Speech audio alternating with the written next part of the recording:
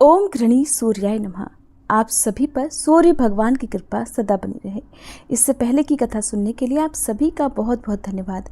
आज आप सुनेंगे पहले ज्येष्ठ मास महात्म्य की आज की कथा, और फिर उसके बाद आप एक ऐसी कहानी सुनेंगे जो आपके जीवन में आपके लिए बहुत काम आने वाली है। और अगर हो सके तो आज की इस कहानी को आप शेयर जरूर कीजिएगा। राजा शतानीक ने कहा, हे महामुनि, सांब के द्वारा चंद्रभागा नदी के तट पर सूर्य नारायण की जो स्थापना की गई है वह स्थान आदिकाल से तो नहीं है, फिर भी आप उस स्थान के महात्म्य का इतना वर्णन कैसे कर रहे हैं, इसमें मुझे संदेह हो रहा है। सुमंतु मुनि कहने लगे, हे भरत, वहां पर सूर्य नारायण का स्थान तो सनातन काल से है। सांब ने उस स्थान की प्रतिष्ठा तो बाद में की है। इसका हम संक्षेप में वर्णन करते हैं, आप भी प्रेम पूर्वक उसे सुनिए। इस स्थान पर ब्रह्म स्वरूप जगत स्वामी भगवान सूर्य नारायण ने अपने मित्र रूप में तप किया है। वे ही अव्यक्त परमात्मा भगवान सूर्य सभी देवताओं और प्रजाओं की सृष्टि करके स्वयं 12 रूप धारण कर अदिति के गर्भ से उत्पन्न हुए।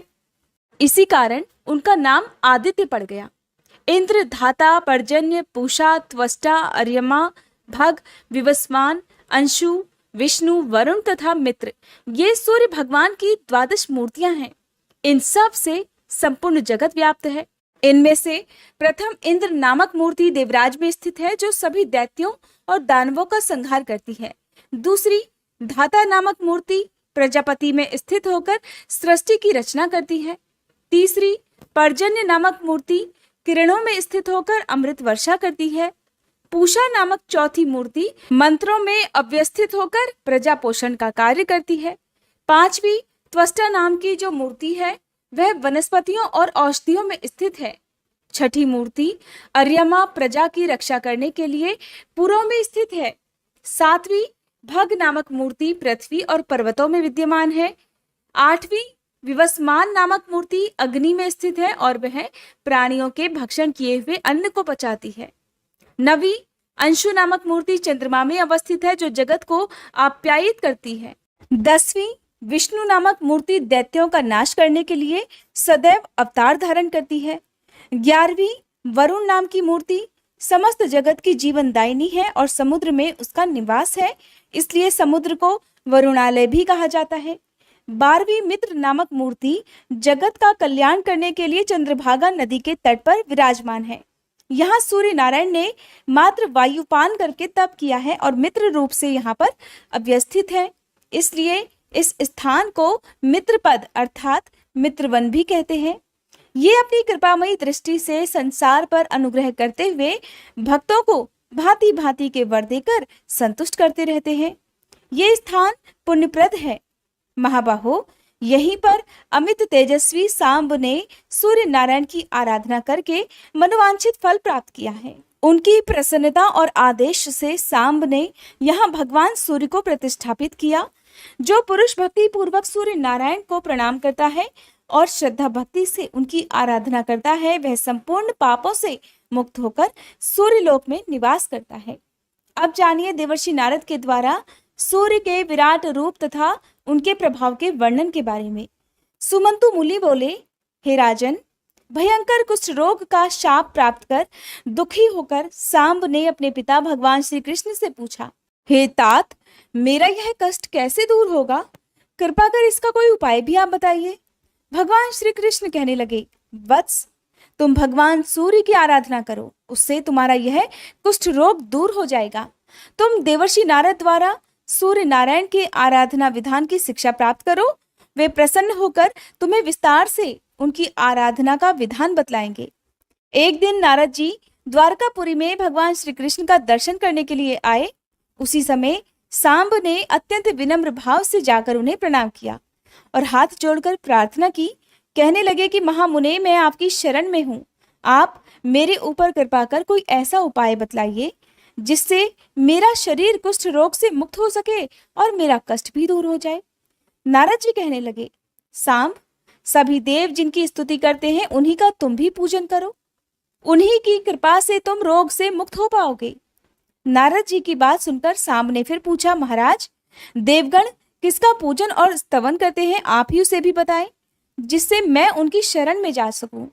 यह शाप अग्नि मुझे दग्ध कर रही है। ऐसा कौन देवता है जो कृपा करके मुझे इस विपत्ति से मुक्त करा सकेगा?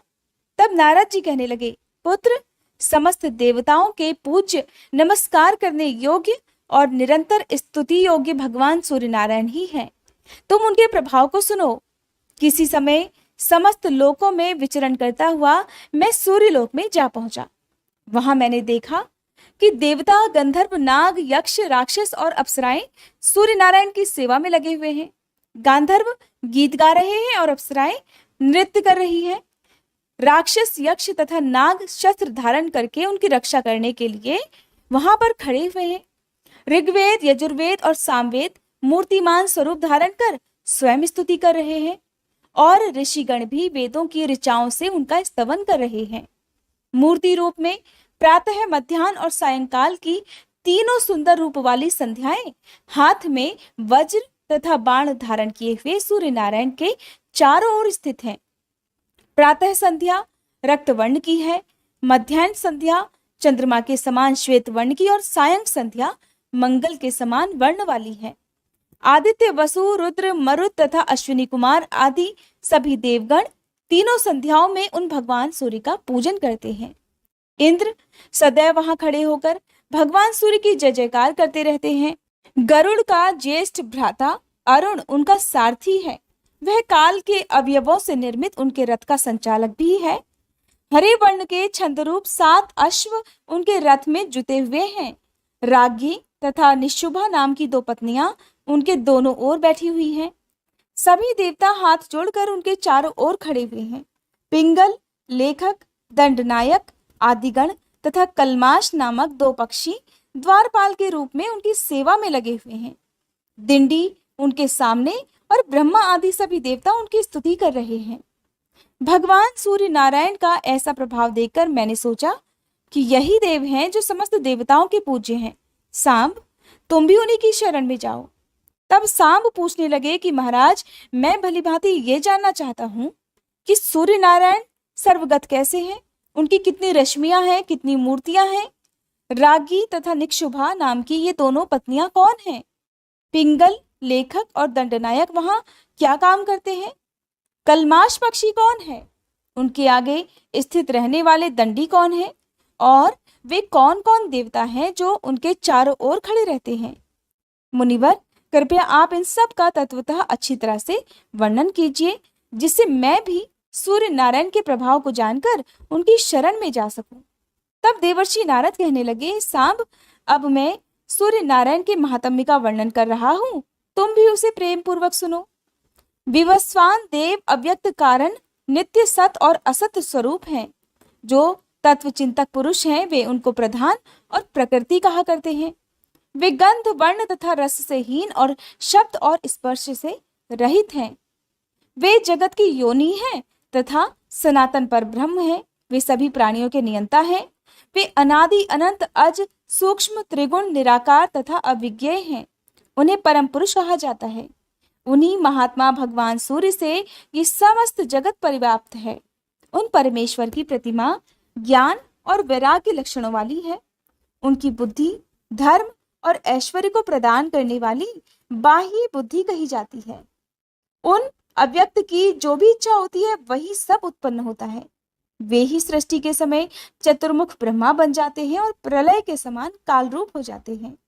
पालन के समय वे ही पुरुष विष्णु रूप धारण कर लेते हैं। स्वयंभू पुरुष की ये तीनों अवस्थाएं उनके 3 गुणों के अनुसार हैं। वे आदिदेव होने के कारण आदित्य तथा अजात होने के कारण अज कहे गए हैं। देवताओं में महान होने से वे महादेव भी कहे गए हैं। समस्त लोकों के ईश होने तथा अधीश होने के कारण वे ईश्वर कहे गए हैं। बृहत होने से ब्रह्मा और भवत्व होने से भव कहे जाते हैं। वे समस्त प्रजाओं की रक्षा और पालन करते हैं, इसलिए प्रजापति कहे गए हैं। पूर्व में शयन करने से पुरुष, उत्पाद्य न होने और अपूर्व होने से स्वयंभू नाम से प्रसिद्ध हैं। हिरण्यांड में रहने के कारण ये हिरण्यगर्भ कहे जाते हैं। ये दिशाओं के स्वामी, ग्रहों के ईश, देवताओं के भी देवता होने से देवदेव तथा दिवाकर भी कहे जाते हैं। तत्वदृष्टा ऋषियों ने आपको नार कहा है। ये आप इनका आश्रय है। इसलिए आप नारायण कहे गए हैं। और यह शीघ्रता वाचक शब्द है। आप ही समुद्र रूप धारण करने फिर उसमें शीघ्रता नहीं रहती, इस कारण उसे नार भी कहते हैं। प्रलय काल में सभी स्थावर जंगम नष्ट हो जाते हैं। जब संपूर्ण जगत समुद्र के समान एकाकार हो जाता है, तब वे पुरुष नारायण रूप धारण करके उस समुद्र में शयन भी करते हैं। वे पुरुष वेदों में सहस्त्र सिरों, सहस्त्रों भुजाओं, सहस्त्रों नेत्रों तथा सहस्त्रों चरणों वाले कहे गए हैं। वे ही देवताओं में प्रथम देवता भी हैं और जगत की रक्षा करने वाले भी हैं। नारद जी ने फिर से कहा, सांब, सहस्त्र युग के समान अपनी रात्रि बिताकर प्रभात होते ही उन पुरुष ने जब सृष्टि रचने की इच्छा की, तब उन्होंने देखा कि संपूर्ण पृथ्वी जल में डूबी हुई है। फिर उन्होंने वराह रूप धारण करके महासागर के जल में निमग्न पृथ्वी का उद्धार किया। उस समय उनका वेदमय शरीर कंपित हो उठा और रोमों में स्थित महर्षिगण उनकी स्तुति करने लगे। पुनः ब्रह्मा जी का रूप धारण कर वे सृष्टि की रचना करने लगे। उन्होंने सबसे पहले अपने ही समान अपने मन से मुझ सहित श्रेष्ठ 10 मानस पुत्रों को उत्पन्न किया, जिनके नाम है भृगु, अंगिरा, अत्रि, पुलत्स्य, पुलह, क्रतु, मरीचि, दक्ष और वशिष्ठ। इन प्रजापतियों की सृष्टि करने के बाद प्रजाओं की हित कामना से वे ही सूर्य नारायण देवी अदिति के पुत्र रूप में स्वयं प्रादुर्भूत हुए। मरीचि के पुत्र कश्यप हुए। दक्ष की कन्या अदिति का विवाह महर्षि कश्यप के साथ हुआ। उसने भूर्भुवः स्वः से संयुक्त एक अंड उत्पन्न किया, जिससे द्वादशात्मा भगवान सूर्य प्रकट हुए। इस सूर्य मंडल का व्यास 9000 योजन है। 27000 योजन उसकी परिधि है। जिस प्रकार कदम का फूल चारों ओर केसरों से व्याप्त रहता है, ठीक उसी प्रकार सूर्य मंडल अपनी किरणों से परिव्याप्त रहता है। वह सहस्त्रों सिर वाला पुरुष, जिसको परमात्मा कहते हैं, इस तेजोमय मंडल के बीच में स्थित है और वह अपनी सहस्त्र किरणों द्वारा नदी, समुद्र, हृद, कूप आदि से जल को ग्रहण कर लेता है। सूर्य की प्रभा रात के समय अग्नि में प्रवेश कर जाती है, इसलिए रात में अग्नि दूर से ही दिखाई देने लगती है। सूर्योदय के समय वही प्रभा पुनः सूर्य में प्रविष्ट हो जाती है। प्रकाशत्व और उष्णत्व ये दोनों गुण सूर्य में तथा अग्नि में भी हैं। इस प्रकार सूर्य और अग्नि एक दूसरे को आप्यायित किया करते हैं। साम, हेति, किरण, गौ, रश्मि, गभस्ति, अभिषु, घन, उस्र, वसु, मरीचि, नाड़ी, दधिति, साध्य, मयूख, भानु, अंशु, सातर्ची, सुपर्ण, कर तथा पाद, ये 20 भगवान सूर्य की किरणों के नाम कहे गए हैं, जो संख्या में 1000 हैं। इनमें से 400 किरणें वृष्टि करती हैं, अर्थात बारिश करती हैं, जिनका नाम चंदन है। इन किरणों का स्वरूप अमृतमय है। 300 किरणें हिम को वहन करती हैं और उनका नाम चंद्र है और वर्ण पीत है। शेष 300 शुक्ल नाम वाली किरणें धूप की सृष्टि करती हैं। इन किरणों के अलावा भगवान सूर्य की और अन्य जो भी किरणें हैं, उनके जो नाम हैं, उनका वर्णन आप आने वाले अध्याय में सुनेंगे। अब सुनिए आज की कहानी। एक बार समुद्र के तट पर एक छोटा सा द्वीप था, जहां तरह तरह के पक्षी रहा करते थे। वे अपना घर बनाकर समुद्र किनारे पर रहते थे और वहीं समुद्र के किनारे पर ही एक टिटहरा अपनी पत्नी टिटहरी के साथ रेत का घर बनाकर रहते थे। एक दिन टिटहरी ने अपने पति टिटहरे से कहा, सुनो जी, मैं अंडे देना चाहती हूँ और सुरक्षा के लिहाज से ये जगह हमारे लिए या हमारे बच्चों के लिए ठीक नहीं है। हमें यहाँ से किसी दूसरे सुरक्षित स्थान पर चले जाना चाहिए, जहाँ पर किसी तरह का कोई खतरा ना हो। टिटहरा अपनी ही धुन में रहने वाला पक्षी था और वह अपनी पत्नी टिटहरी से किसी बात की कभी कोई सलाह भी नहीं लेता था, क्योंकि अपनी पत्नी से सलाह लेने में उसे बड़ा अपमान महसूस होता था। इसलिए वह हर काम अपनी मर्जी के अनुसार ही किया करता था। अपनी पत्नी की बात सुनकर टिटहरे ने उसे डांटते हुए कहा, अरे तुम क्या जानोगी, इतनी सुंदर जगह छोड़कर भला हम किसी दूसरी जगह जाकर अपना घर बनाएंगे, और अगर हमारे जाने के बाद किसी और ने हमारे घर पर कब्जा कर लिया तो फिर हम उससे अपना घर कैसे छुड़ाएंगे। आखिर ये हमारा घर है और अपना घर तो स्वर्ग से भी सुंदर होता है। टिटहरे की बात सुनकर टिटहरी कहने लगी, हाँ जी, ये हमारा घर है, पर जरा देखो तो सही, ये हमारा घर कहाँ पर है? समुद्र का विशाल किनारा है और यहाँ हर रोज समुद्र की लहरें उठती हैं। यहाँ तक कि समुद्र की ये ऊंची ऊंची लहरें हमारे घर तक पहुंच जाती हैं। और किसी दिन समुद्र की कोई तेज लहर हमारे घर तक आ गई तो न केवल हमारा घर ही बहेगा बल्कि हमारे बच्चे भी तेज लहरों के साथ बह जाएंगे। कहीं हमारे बच्चों के साथ कोई अनहोनी न हो जाए। कहते हैं बुद्धिमान पुरुष आने वाली विपत्ति को पहले ही भांप कर काम करते हैं। जो लोग समय रहते ही विपत्ति से बचने का समाधान नहीं ढूंढते, उन्हें विपत्ति के हाथों बेमौत मरना पड़ता है। शत्रु, कर्ज, अग्नि, बीमारी, इन चारों को जो समय रहते नहीं दबाता या इनसे अपना समाधान नहीं करता, वो इनके प्रबल होने पर इनके हाथों मारा जाता है। नदी किनारे खड़े वृक्ष का जीवन लंबा कभी नहीं समझना चाहिए, क्योंकि किसी दिन कोई बड़ी लहर आकर इस पेड़ को भी अपने साथ बहाकर ले जाएगी। और ठीक उसी तरह हम भी समुद्र के किनारे बसे हुए हैं। समुद्र की ऊंची ऊंची लहरें हाथी को भी ले जाने की ताकत रखती हैं। फिर हम तो भला तुच्छ प्राणी हैं। कहते हैं बाद में पछताने से अच्छा है पहले ही कुछ कष्ट उठाकर अपने आप को सुरक्षित कर लिया जाए। टिटहरी की ये बात सुनकर टिटहरा जोर जोर से हंसता हुआ और उसका मजाक उड़ाता हुआ कहने लगा, अरे तुम क्यों चिंता करती हो? तुम तो बस निश्चिंत होकर अंडे दो, बाकी सब मुझ पर छोड़ दो। जो मनुष्य योग्य अयोग्य का निर्णय करने की क्षमता रखता हो, शक्ति रखता हो, शत्रु को पराजित करने का उपाय जानता हो, वो कभी भी संकट में फंसने पर दुखी नहीं होता। बुद्धिमान के लिए कोई भी काम, कोई भी मुश्किल कठिन नहीं होती। मेहनती व्यक्ति के लिए कोई लक्ष्य कभी दूर नहीं होता। विद्वान के लिए कोई भी जगह विदेश नहीं होती और मीठी बोली बोलने वालों के लिए कभी कोई पराया नहीं होता। और रही बात समुद्र की, तो उसमें इतनी हिम्मत कहाँ है कि वो हमारे बच्चों को नुकसान पहुंचाने की भी सोच सके। और अगर समुद्र ने ऐसी कोई कोशिश की भी तो मैं उसका सारा पानी सुखाकर उसके अस्तित्व को ही मिटा डालूंगा। तुम यहीं बेफिक्र होकर अंडे दो। तब टिटहरी बहुत ही मायूस होकर अपने पति टिटहरे से कहने लगी, स्वामी, ये तो तुम कुछ ज्यादा ही छोटे मुंह बड़ी बात कर रहे हो। ये 4 काम आंखें बंद करके करना या घमंड में भरकर करना मूर्खता की श्रेणी में आते हैं। पहला, अनुचित काम करना। दूसरा, अपने चाहने वालों के विरोधी बन जाना। तीसरा, अपने से शक्तिशाली से स्पर्धा करना या उससे झगड़ा करना। चौथा, हर प्रकार की स्त्रियों पर विश्वास कर लेना। प्रिय श्रोताओं, ये चारों काम मृत्यु का प्रवेश द्वार कहलाते हैं। इसलिए सोच समझकर काम करने के लिए ही सलाह दी जाती है। उस घमंडी टिटहरे ने अपनी पत्नी की एक भी सलाह नहीं मानी और उल्टा वह तो अपनी पत्नी के सामने समुद्र को ही भला बुरा कहने लगा और गाली देने लगा। एक बात हमेशा ध्यान में रखनी चाहिए श्रोताओं कि कायर, अकर्मण्य और आलसी लोगों की यही पहचान होती है कि वो खुद तो कुछ करते नहीं, बस बातों से ही दूसरों को डराते रहते हैं, भय बनाते रहते हैं।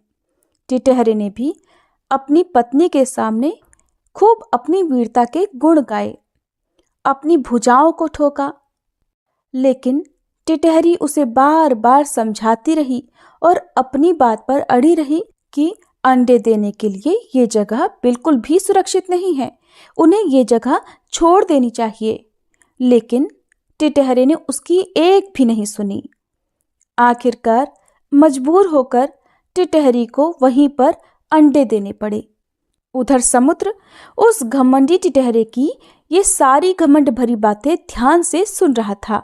उसने सोचा, इस छोटे से टिटहरे को कितना घमंड है। आसमान गिरने के डर से तो ये अपना पैर ऊपर करके बैठता है, लेकिन अपनी पत्नी के सामने कितनी वीरता भरी बातें कह रहा है। वैसे तो इसके अंडे मैं नहीं बहाता, लेकिन अब मुझे इस घमंडी टिटहरे की ताकत को जरूर देखना चाहिए। इसमें कुछ दम है भी या नहीं, या फिर ये वैसे ही अपनी पत्नी के सामने बड़ी बड़ी डींगे हाँक रहा है। प्रिय श्रोताओं, समुद्र ने टिटहरे के अंडे बहाने की ठान ली। एक दिन टिटहरा और टिटहरी भोजन की तलाश में कहीं दूर चले गए। इतने में समुद्र ने पीछे से उनके अंडे पानी में दूर बहा दिए। जब टिटहरा और उसकी पत्नी वापस आए तो उन्हें अपने अंडे नहीं मिले। ये देखकर टिटहरी जोर जोर से रोने लगी और अपने पति को रोते हुए गालियां देने लगी। किंतु टिटहरा अब क्या कर सकता था? वह चुपचाप अपनी पत्नी की गालियां सुनता रहा।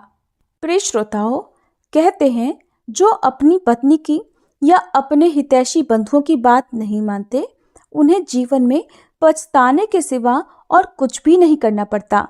इसलिए विपत्ति आने से पहले ही उपाय करने वाला ही सदैव सुखी रहता है। अपनी किस्मत पर भरोसा करके हाथ पर हाथ धरकर बैठे रहने वाला या घमंड करने वाला सदा दुख ही दुख उठाता है। जो मनुष्य मुश्किल घड़ी आने से पहले ही दूसरी जगह जा सकता है, मुश्किल से बच सकता है, ऐसा व्यक्ति अपने कुल या अपने देश का कभी विनाश नहीं देखता। प्रिय श्रोताओं, उधर टिटहरी अपने अंडे खोने के गम में बहुत दुखी थी और जोर जोर से विलाप कर रही थी।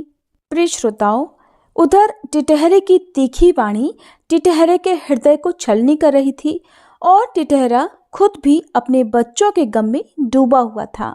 टिटहरी को इस प्रकार रोता देखकर टिटहरा उसे समझाने लगा कि प्रिय, तुम दुखी मत हो, तुम चिंता मत करो, मैं अब कुछ भी करके तुम्हारे अंडे जरूर वापस लेकर आऊंगा। इतना कहकर गुस्से से भरकर वह टिटहरा अब समुद्र को ही धमकाने लगा। अब टिटहरा गुस्से में भरकर जोर जोर से चिल्लाते हुए समुद्र से कहने लगा, रे दुष्ट समुंदर, तूने व्यर्थ ही मेरे बच्चों को बहाकर मेरे क्रोध को भड़काया है और इसका परिणाम अब तेरे लिए बिल्कुल भी अच्छा नहीं होगा। टिटहरे की ये बात सुनकर अब टिटहरी अपने पति से कहने लगी, मूर्ख स्वामी, तुम समुद्र से बैर बांधकर भला कौन सा बड़ा काम करोगे? विद्वान लोग कहते हैं, शक्तिशाली के सामने कमजोर आदमी का गुस्सा करना खुद के लिए ही तकलीफ देह होता है। जैसे जलता हुआ मिट्टी का बर्तन अपने ही बगले को जलाता है। अपनी और शत्रु की ताकत को जाने बिना जो मूर्ख उत्सुकतावश या मूर्खतावश उसके सामने जाता है, उससे वैर बांधता है, वो दीपक पर पतंगे की तरह जलकर भस्म हो जाता है, नष्ट हो जाता है। टिटहरा कहने लगा, अरे टिटहरी, तो क्यों चिंता कर रही है? कुछ चीजें देखने में भले ही छोटी होती हैं, लेकिन उनके आगे बड़े बड़े भी ढेर हो जाते हैं।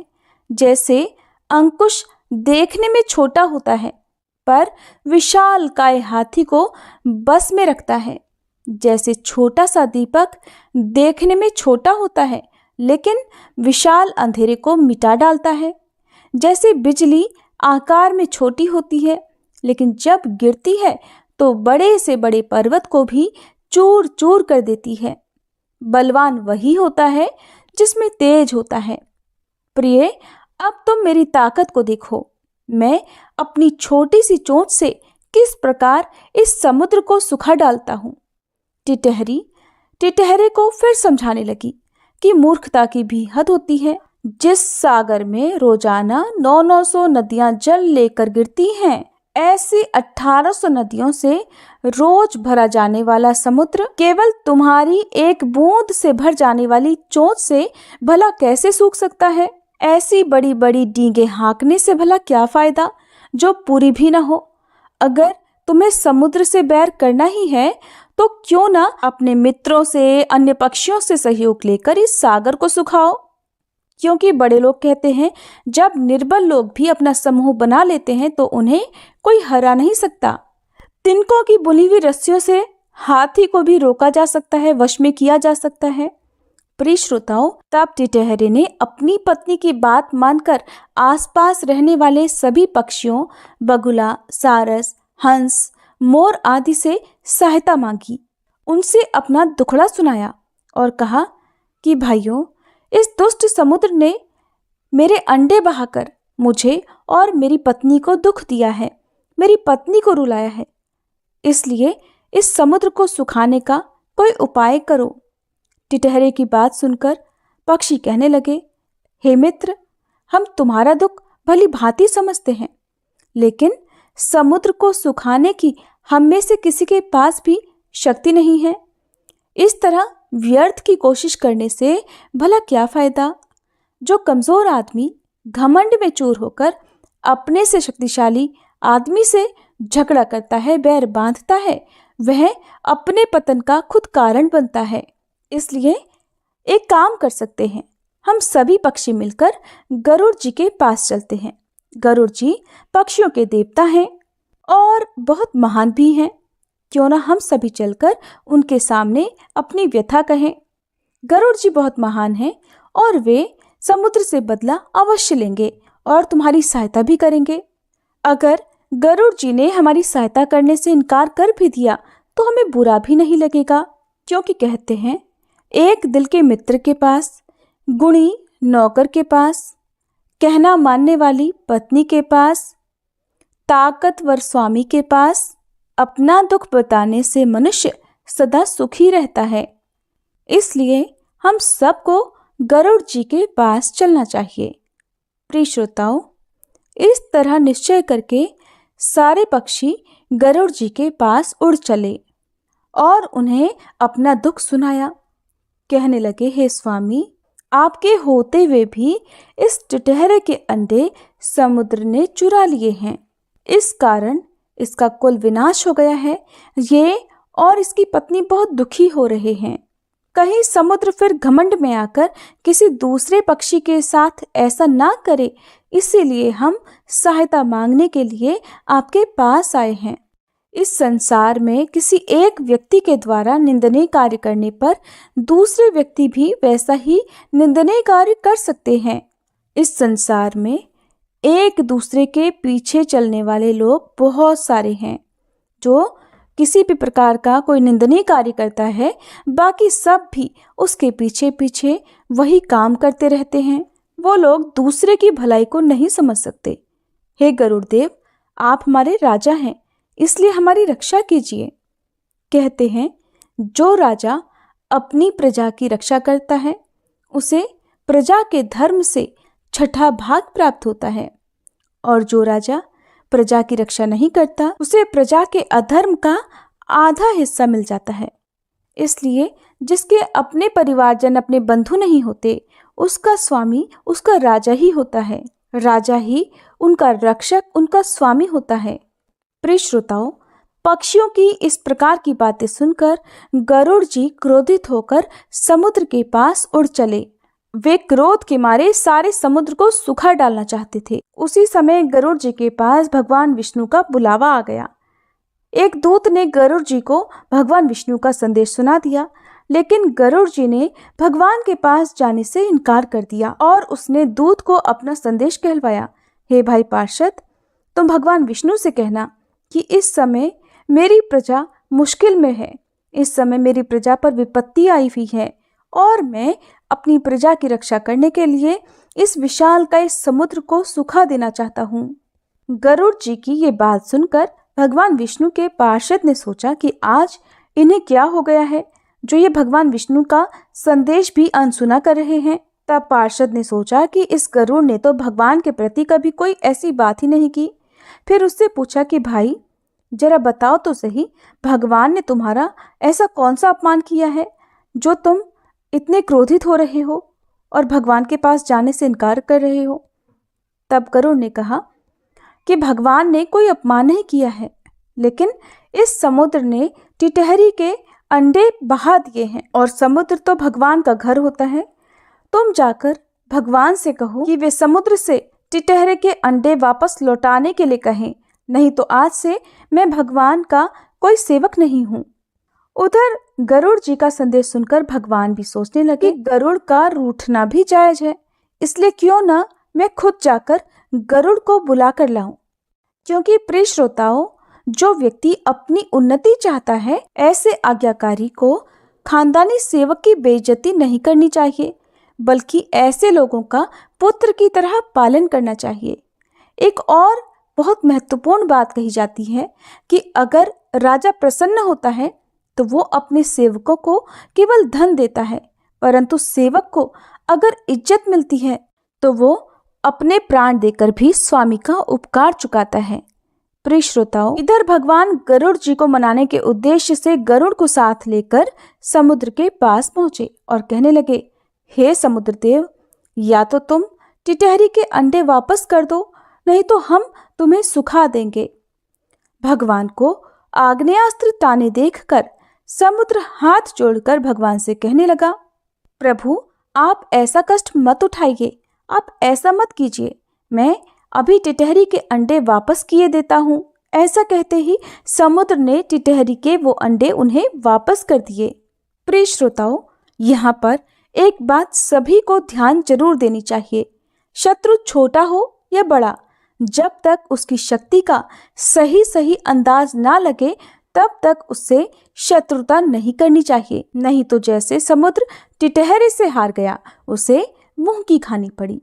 ये कहानी आपको कैसी लगी? प्रिय श्रोताओं, वीडियो को लाइक करके कमेंट बॉक्स में जरूर बताइएगा।